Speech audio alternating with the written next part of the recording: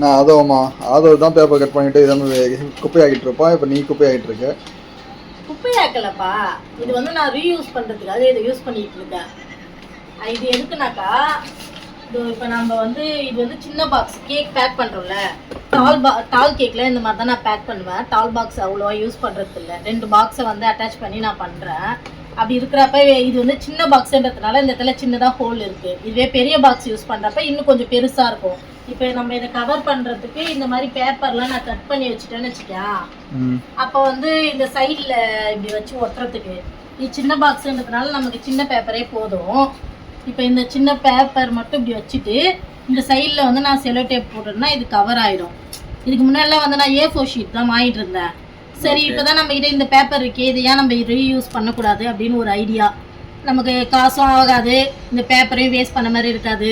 பேப்பர்லாம் நம்ம எதுக்கு வேஸ்ட் பண்ணணும், நல்லா தானே இருக்குது. நமக்கு ஜஸ்ட் எடுத்துகிட்டு வந்து டெலிவரி தானே கொடுத்தாங்க. இப்போ இன்ஸ்டாமார்ட் ஸ்விக்கிலாம் வருது இல்லை, அந்த மாதிரி பேப்பர் பேக் வருது இல்லை, அதை தான் வந்து கட் பண்ணிட்டு உட்காந்துருக்கேன். நமக்கு அந்த மாதிரி வர பேப்பர்லாம் ரீயூஸ் பண்ணிக்கலாம்ல. எப்படி? சூப்பர்.